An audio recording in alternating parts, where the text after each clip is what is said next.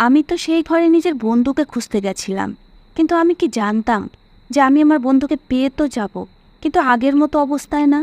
কেননা আজকে যা ওর সাথে হয়েছে সেটা জেনে আপনারাও হতাশ হয়ে যাবেন আর ভাবতে থাকবেন যে ভগবানের বানানো মানুষ এমন জঘন্য অবস্থায় পৌঁছে গেছে যে তারা এখন এইসবও করতে পারে। আমি আপনাদেরকে এই সত্যি গল্পটা শোনানোর আগে অবশ্যই এটা বলতে চাইব যে এখন এই সমাজ আর সমাজ নেই। একে সমাজ বলা ছেড়ে দিই, এখন এটা একটা জঙ্গল। আর যে এখানে শিকারই না সেখানে শিকার হবে। ওর নাম অর্চনা। ও খুবই সুন্দরী। ওর বড় বড় টানা টানা চোখে ওকে খুব সুন্দর লাগতো। ওর সেই চোখে অনেক স্বপ্ন ছিল, আর ও নিজের বাবা মায়ের জন্য, নিজের দেশের জন্য কিছু করতে চাইতো। আমরা মেডিকেল কলেজে পড়তাম আর ডক্টর হতে যাচ্ছিলাম। আমি জানি অনেক লোক ডক্টর হতে চায়, কিন্তু তাদের ডক্টর হওয়ার পিছনে শুধু একটা কারণ থাকে না, আসলে 3টা কারণ থাকে। প্রথমত এটা যে ডক্টর অনেক বেশি টাকা ইনকাম করতে পারে, ভালো চাকরি পেয়ে যায়। যদি দিনের বেলা তারা সরকারি চাকরি করে তাহলে সন্ধ্যাবেলা ক্লিনিকে বসতে পারে আর খুব তাড়াতাড়ি টাকা ইনকাম করতে পারে। ক্লিনিকে রোগী দেখা ডক্টররা দিনে 15 থেকে 20 হাজার টাকা ইনকাম করতে পারে। তাহলে ভাবুন তারা মাসে কত টাকা ইনকাম করতে পারে। দ্বিতীয় কারণ এটা যে খুব গর্বের সাথে বলা যায় আমি একজন ডক্টর, আর আমার বাবা মাও গর্বের সাথে বলতে পারেন আমাদের মেয়ে ডক্টর বা আমাদের ছেলে ডক্টর।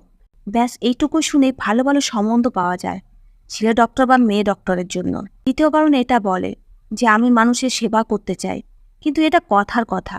যখন আপনি ডক্টর হয়ে যান তখন আপনার শুধু নিজের ইনকামের দিকে ধ্যান থাকে, টাকা ছাড়া আপনার নজরে আর কিছু আসেই না।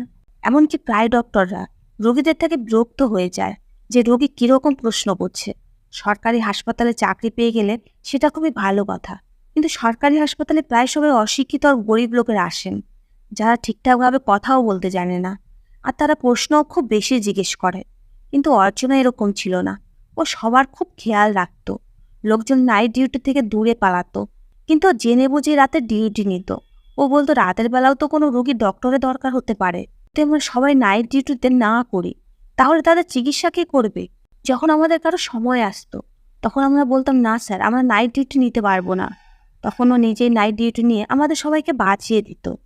আমরা এমন হাসপাতালে কাজ করতাম যেখানে ডক্টরি পড়াশোনাও করানো হতো, লেকচারার থাকতো, ক্লাস হতো, আর সাথে হাসপাতালও ছিল। এখানে আমরা পড়াশোনা করেছি, আর এখানে আমরা জুনিয়র ডক্টরের চাকরিও পেয়ে গেছি।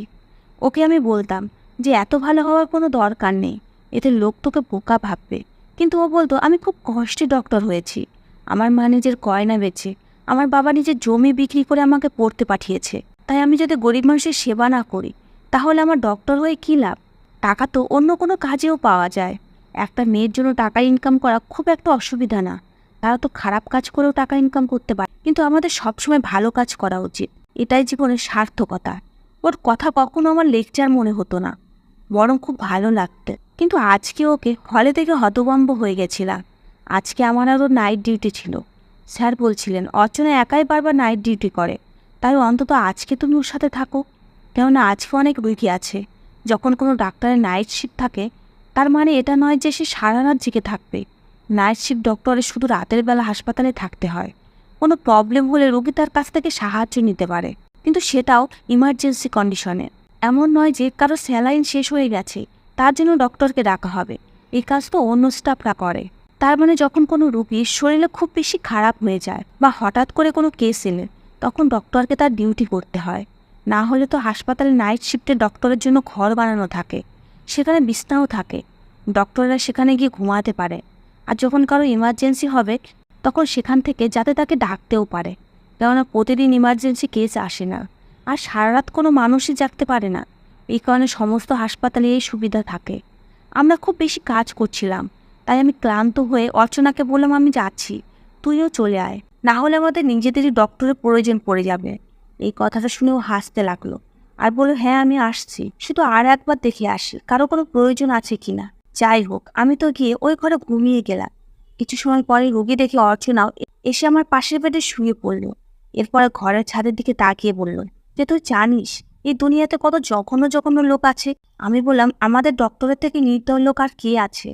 তখনও বলল আরে না, সেই কথা না, আমাদের কাজ এরকমই, কিন্তু আমাদের উদ্দেশ্য মানুষের চিকিৎসা করা। কিন্তু দুনিয়াতে এমন কিছু লোক আছে আর তারা এমন এমন কাজ করে যে তোকে কি বলবো। আমি বললাম তোর কিছু কি হয়েছে? তুই কি কোনো ব্যাপারে জেনে গেছিস? কেননা আমি শুনেছি যে আমাদের হাসপাতালের ব্যাপারে উল্টোপাল্টা কথা হচ্ছে। ও বলল যে হ্যাঁ, কথা তো হচ্ছে, কিন্তু আমি কিছুই জানি না। যাই হোক, আমি অন্য কিছু চিন্তা করছিলাম। তখন ও বলল যে এই দুনিয়াতে নরকে পরিণত হয়ে গেছে। ভগবানের কাছে আমার প্রার্থনা এটাই যে যদি এই দুনিয়াটা কিছু ভালো হতো, তাহলে প্রতিটা মেয়ের জন্য, প্রতিটা মহিলার জন্য, সমস্ত মানুষের জন্য এই দুনিয়া থাকার জন্য কত ভালো জায়গা হতো। তো তুই নিজেই ভাব, আজকাল এখানে কি হচ্ছে? এই দুনিয়াটা কি থাকার মতো উপযুক্ত আছে? আমি ওকে বললাম এখান থেকে কোথাও যেতেও তো পারবো না। তারপর ও বলল যে আমার বাড়ির লোক আমার জন্য সম্বন্ধ খুঁজছে। ও যখন এই কথা বলল, তখন আমি হতবাক হয়ে গেলাম। আমি বললাম তুই আমাকে আগে বলিসনি কেন? তখনও বলতে লাগলো, এখন বলছি তো, আর 1 সপ্তাহ আগে থেকে এই কথা চলছে। সবাই বলেছে যে আমি 28+ হয়ে গেছি, আর ডক্টরও হয়ে গেছি, এখন তোর বিয়ে দিয়ে দিতে হবে। আমি ওকে বললাম, আরে ইয়া, তুই যদি বিয়েই করবি, তাহলে ডক্টর রয়কে কেন করছিস না? তোকে এত পছন্দ করে, আর দুজনের ডক্টর হলে একে অপরের রুটিন বুঝতে পারবি। অর্চনা বলতে লাগলো, এটা ঠিকই কথা যে যদি দুজনেই একই ফিল্ডের হয়, তাহলে একে অপরকে বুঝতে পারবে। কিন্তু যে বুঝতে চায় তার ফিল্ডেরই হতে হবে এমন কোনো কথা না। যে তোকে বোঝার চেষ্টা করবে, সে যে কোনো ফিল্ডেরই হোক না কেন, বুঝতে পারবে। আর যে বুঝতে চাইবে না, সে নিজের ফিল্ডার হলেও বোঝার চেষ্টা করবে না। আমি ওকে বললাম, তুই কথা খুব সুন্দর করে বলতে পারিস, কিন্তু এটা সবসময় সত্যি না। যাই হোক, ডক্টর রয় কিন্তু লোক হিসেবে খারাপ না। এই কথার উত্তরে ও কোনো কথাই বলল না।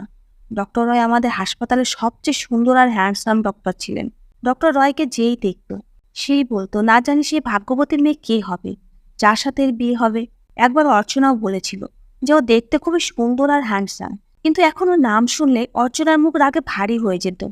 আমরা এভাবে কথা বলতে বলতে কিছু সময় পরে ঘুমিয়ে গেলাম। মাঝরাতে যখন আমার চোখ খুলল, তখন দেখলাম যে অর্চনা নিজের জায়গায় নেই। আমি ভাবলাম হয়তো কোনো এমার্জেন্সি এসে গেছে, তাই ও উঠে চলে গেছে।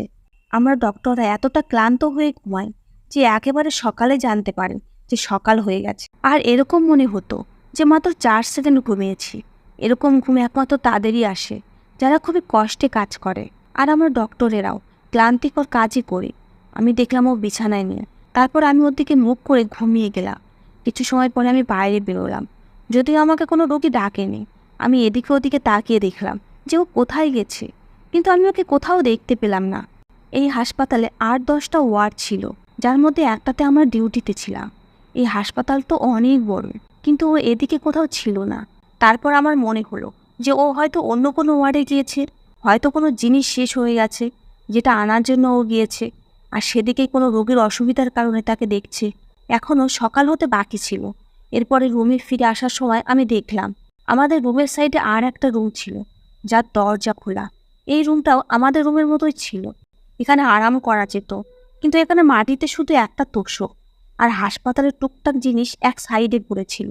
এটা আগে তো রেস্ট নেওয়ার রুম ছিল, কিন্তু যার মনে যা হচ্ছে সে এটা সেটা এনে এই ঘরে রেখে দিয়েছে। আমি ভাবলাম এই ঘরের দরজাটা কেন খোলা? এই রুমের পাশ দিয়ে তো লোকজন আসা যাওয়া করে। সকাল হয়ে আসছিল, আর সকাল হলে লোকজন আসা যাওয়া করতে থাকবে। তাই আমি ভাবলাম এই ঘরটা আমার বন্ধ করে দেওয়া উচিত, কেননা এটা যাতে না হয় যে এখানে আসা কেউ কোনো জিনিস উঠিয়ে নিয়ে সোজা চলে যায়, আর কেউ জানতেও পারল না। কেননা কয়েক সপ্তাহ থেকে আমাদের হাসপাতালের সমস্ত সিসিটিভি ক্যামেরা বন্ধ করে দেওয়া হয়েছিল, যদিও আজ অব্দি কখনো এরকম হয়নি। বলা হচ্ছিল যে ক্যামেরা খারাপ হয়ে গেছে, এই কারণে আবার নতুন করে লাগাতে হবে। তাই খারাপ ক্যামেরা চালানোর কোনো মানেই হয় না, এই কারণে বন্ধ করে দেওয়া হয়। আমি সে ঘরের দরজা বন্ধ করতে শুরু করেছিলাম। হঠাৎ সামনে একটা জিনিস দেখলাম, কিছু একটা অদ্ভুত জিনিস দেখতে পাচ্ছিলাম। 2 সেকেন্ড আমি সেরকমই দাঁড়িয়ে রইলাম। তারপরে আমার মনে হলো যে আমার ভিতরে আত্মা নেই। আর তারপরে আমি আমার মুখে কাপড় রেখে ভয়ানক চিৎকার করলাম, যেটা আমার ভিতরে আটকে থেকে গেল। তারপর আমি খুব বাজেভাবে চিৎকার করতে লাগলাম। আমার চিৎকারের আওয়াজ শুনে সেখানে স্টাফরা দৌড়ে আসতে শুরু করলো। আর যখন তারাও সামনের দৃশ্য দেখলো, তখন তারা আমাকে সেখান থেকে দৌড়ে নিয়ে যেতে লাগলো। যদিও আমি আগে এগিয়ে যেতে যাচ্ছিলাম, কিন্তু তারা আমাকে সেখান থেকে দৌড়ে নিয়ে গেল। আমি পাগলের মতো চিৎকার করছিলাম, অর্চনা, অর্চনা, ওর। আমি তখনও জানতাম না যে ও জীবিত আছে নাকি নেই, কিন্তু দূর থেকে দেখে এরকম মনে হচ্ছিল যে ও অজ্ঞান হয়ে আছে। আমি নিজেই ডক্টর, যদি আমার বান্ধবীর কিছু হয় তাহলে আমিও সাহায্য করতে পারতাম, কিন্তু এরা আমাকে সাহায্য করতেই দিল না। শুধু সেটুকু যেটুকু আমি এক নজর দেখেছিলাম। তারপর এই লোকেরা আমাকে সেখান থেকে নিয়ে গেল। আমি খুব বেশি টেনশনে ছিলাম, কিন্তু আমাকে সেই দিকে যেতেই দেওয়া হচ্ছিল না। সকাল হয়ে গেছে, কিন্তু অর্চনা কোথাও নেই। আমি হয়তো কখনোই ওকে দেখতে পাবো না। ও হয়তো কখনোই কাউকে সাহায্য করতে পারবে না, কেননা ও আর এই দুনিয়াতেই নেই। ওর সাথে কি হয়েছিল সেটা আমি এখনো জানতাম না, কিন্তু ওর অবস্থা খুব খারাপ ছিল। ওর শরীরে কোনো কাপড়ও ছিল না। আমাকে সেখান থেকে নিয়ে আসা হয়েছিল। আর এখন আমাকে বলা হচ্ছে যে তুমি এই মামলাতে কিছুই বলবে না, না হলে তোমাকে এখান থেকে বের করে দেওয়া হবে। আমাদের মনে হয় ও আত্মহত্যা করেছে আর নিজেকে শেষ করে দিয়েছে। কিন্তু এটা কিভাবে হতে পারে? ও এত বড় পদক্ষেপ কেন নেবে? ও তো খুবই ভালো আর একটা হাসি খুশি মেয়ে ছিল। ও কখনো হতাশজনক কথা বলতো না। ও নিজের জীবনে খুবই খুশি ছিল, যেটা ও আমাকে সেই রাতেও বলেছিল। ও আমাকে বলেছিল যে আমার বিয়ে হতে যাচ্ছে, আমার বাবা মা আমার জন্য ছেলে দেখেছে। এইরকম অবস্থায় ও কেন নিজেকে শেষ করবে? আর যদি ও আত্মহত্যাই করছিল, তাহলে ওর ওই রকম অবস্থা কেন ছিল? ওর শরীরে কোনো কাপড় ছিল না। আমি সঠিকভাবে জানতেও পারছিলাম না। কেউ কোনো কথাই বলছিল না। কিন্তু কিছু সময় পরে একটা খবর হাসপাতালে আগুনের মতো ছড়িয়ে পড়লো। আর আমার কানে এই কথাটা পৌঁছে গেল যে ডক্টর অর্চনার সাথে খুবই জঘন্য কাজ হয়েছে, আর এই কাজে 4-5 জন লোক জড়িত। যদিও এই কথাটা প্রকাশ্যে কেউ বলছিল না। ডক্টর অর্চনা এই দুনিয়া থেকে চলে গেছিল, কিন্তু হাসপাতালের ম্যানেজিং কমিটি এটা বলছিল যে ডক্টর অর্চনা আত্মহত্যা করেছে। এদিকে আমার হৃদয়ের উপরে কি কাটছিল সেটা একমাত্র আমিই জানতাম। আমার এরকম মনে হচ্ছিল যে যা কিছু ওর সাথে হয়েছে সেটা শুধু ওর সাথে না, বরং আমার সাথে হয়েছে। যদি এইসব লোক হাসপাতালের ভিতরে এসে ওর সাথে এইসব কিছু করতে পারে, তাহলে সবার সাথেই করতে পারে। আমাকে ডেকে নেওয়া হলো আর বলা হলো যে তুমি নিজের মুখ কোনো মতেই খুলবে না। তুমি কিছুই দেখোনি। যদি তুমি নিজের মুখ খোলো আর কাউকে কিছু বলো, তাহলে আমাদের হাসপাতালের ইমেজ খুব খারাপ হয়ে যাবে। তখন এখানে তো কেউ চিকিৎসা করাতেই আসবে না, আর না তো তোমার চাকরি থাকবে।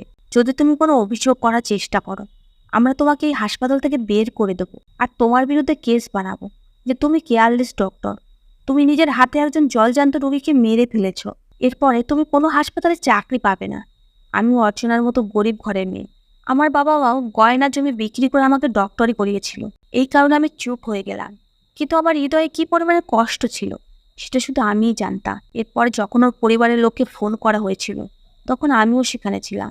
আমার ভিতরে কান্না আসছিল যখন তাদেরকে বলা হলো যে আপনাদের মেয়ে নেশাতে বিভোর হয়ে আত্মহত্যা করে নিয়েছে।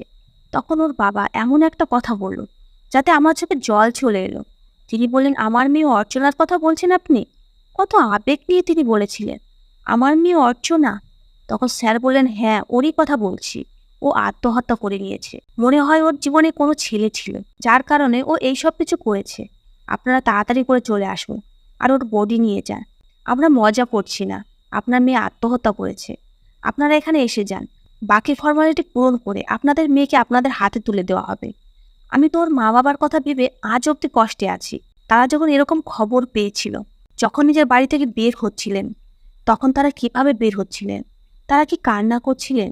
তারা কি একে অপরকে এই কথা বলছিলেন যে না সত্যি কিনা মিথ্যা? হয়তো নিজের মেয়ের ফোনে বারবার ফোন করছিলেন, কিন্তু হয়তো ওর ফোন বন্ধ ছিল।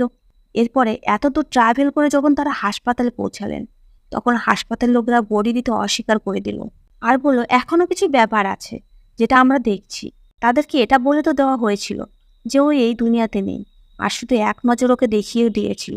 ওর বাবা মায়ের অবস্থা খুবই অসহায় লাগছিল। দুজনই বৃদ্ধ, তাদের একটাই মেয়ে ছিল। তাদের অবস্থা খুব খারাপ। তারা দুজনেই আমাকে চিনত। ওর মা আমাকে জিজ্ঞেস করতে লাগলো।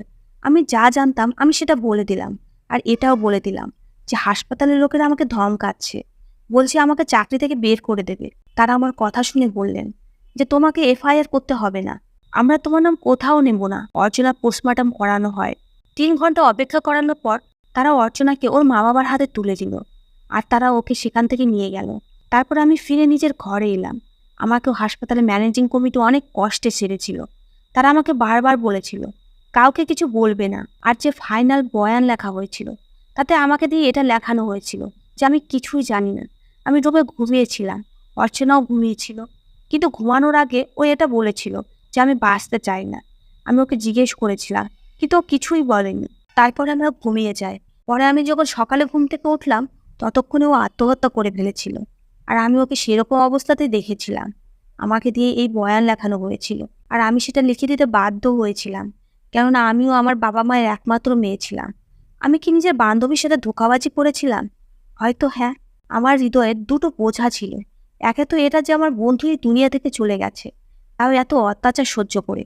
আর দ্বিতীয়, আমি ওর জন্য কিছুই করতে পারিনি, উল্টে আমাকে মিথ্যা বয়ান দিতে হয়। আমি বাড়িতে ফিরে এসেছিলাম, কিন্তু সন্ধ্যা হতে হতে এটা দেখে আমি অবাক হয়ে গেলাম যে অর্চনার জন্য পুরো শহর বেরিয়ে এসেছে। সমস্ত লোকে এই ব্যাপারটা জেনে গেছে। জিনিসটা বাইরে কিভাবে বেরানো সেটা তো কেউ জানতো না। এমনকি ছবি আর ভিডিও ভাইরাল হয়ে গেছে। ও এই দুনিয়া থেকে চলে গেছে, ওর অন্তিম সংস্কারও করা হয়ে গেছে। কিন্তু এখন সমস্ত মানুষ ওর জন্য বিচার চাইতে রাস্তায় বেরিয়ে এসেছে। কিন্তু এখনও জানা যাচ্ছিল না যে এসব কিভাবে হয়েছিল। বলা হয়েছিল যে ও আত্মহত্যা করেছে, কিন্তু খবর ছড়িয়েছিল যে কিছু লোক হঠাৎ করে হাসপাতালে ঢুকে তারা ওর ইজ্জত নিয়ে ছিনিমিনি খেলে। কিন্তু আমার হৃদয় বলছিল যে ব্যাপার কিছুটা অন্য। এরকম মনে হচ্ছে যে ওর সাথে কেউ শত্রুতা করেছে, কিন্তু ওর তো কোনো শত্রু ছিল না যে ওর সাথে এত খারাপ কাজ করতে পারে। তাহলে এই সব কিছু কিভাবে হয়েছিল? পুরো শহর ওর হয়ে রাস্তায় নেমে এসেছিল। এরপরে এমন এমন রিপোর্ট সামনে এলো যে আমরা সবাই হতভম্ব হয়ে গেলাম। এগুলো লোক অর্চনার জন্য বেরিয়েছিল, আমিও সেই সমস্ত লোকের মধ্যে ছিলাম। সমস্ত লোকেরাই প্রোটেক্ট করছিল আর ওর জন্য ন্যায় বিচার চেয়েছিল।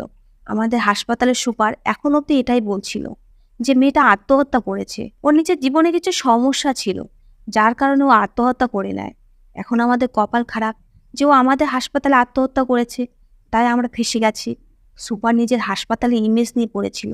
তিনি বারবার এটাই বলছিলেন যে আমাদের হাসপাতালে এই দেশে অনেক বড় হাসপাতাল, এখান থেকে না জানি কত ভালো ভালো ডক্টর বেরিয়েছে, আর আপনারা বিনা কারণে আমাদের বিরুদ্ধে এত অভিযোগ করছেন। আত্মহত্যা করা যে কোনো মানুষের নিজের ইচ্ছা, এটা আমরা কোনোভাবে আটকাতে পারি না। এখন কেউ যদি এরকম করে তাহলে এতে হাসপাতালে কি অপরাধ? সে তো এই একই কথা বারবার করে সবাইকে শোনাচ্ছিল নিজের হাসপাতালকে বাঁচানোর জন্য।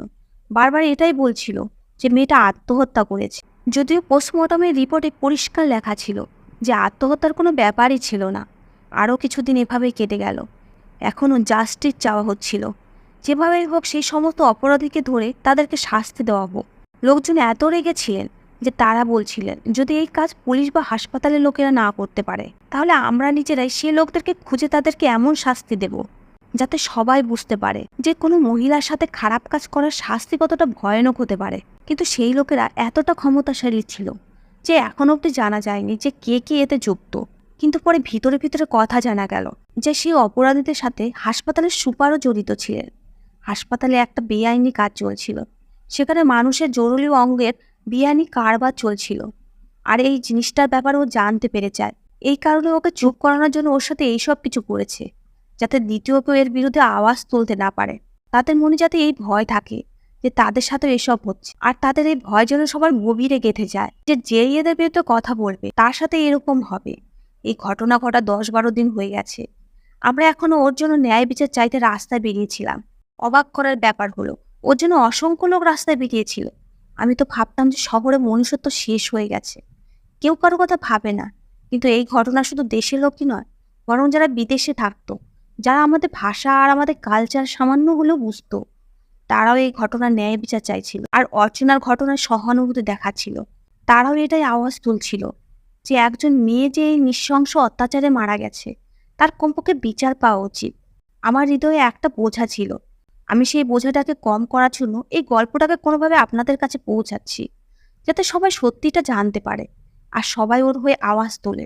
যদি সবাই ওর জন্য রাস্তায় বের হয় তাহলে কিছু না কিছু তো অবশ্যই হবে। ও একটা ছোট পরিবারের ছোট গ্রামের মেয়ে, যেখান থেকে কোনো সাধারণ মেয়ে ডক্টর হয়ে বের হওয়া সহজ ছিল না। ওকে এর জন্য অনেক কষ্ট করতে হয়েছে। ডক্টর তারাই হয় যারা পড়াশোনার পিছনে কষ্ট করে, আর এরকম ছোট গ্রাম থেকে এসে ডক্টর হওয়া অনেক বড় ব্যাপার।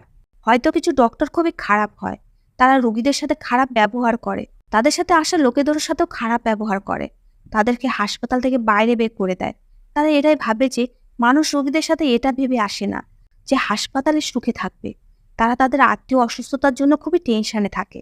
কিন্তু কিছু ডক্টর তাদেরকে খারাপ খারাপ কথা শুনিয়ে দেয় আর বলে যে আমরা সামলে নেব, আপনি এখান থেকে চলে যান।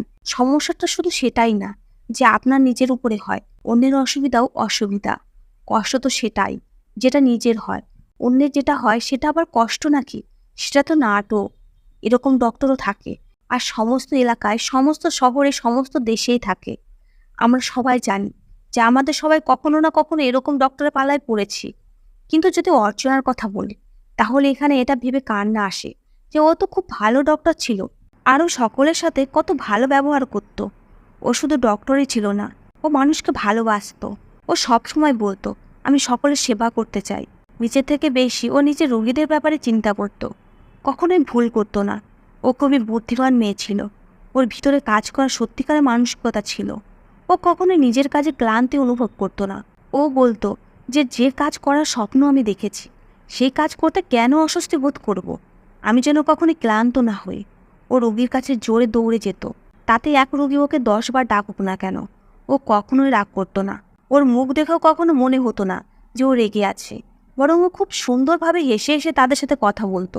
নাইট ডিউটি তো ও এই কারণে বারবার নিত, কারণ ও জানতো কেউই নাইট ডিউটি নিতে চাইতো না। রাতের বেলা রোগীদের ডক্টরের প্রয়োজন হয়। সেই বদমাসটা এই দেশকে আর এই হাসপাতালকে এইরকম একজন ভালো ডক্টর থেকে বঞ্চিত করে দিয়েছে।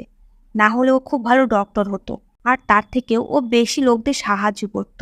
এরকম মানুষ হাজারে খুব কম থাকে, কিন্তু আমি এই জিনিসটা দেখেছি যে ভালো মানুষরা তাড়াতাড়ি চলে যায়।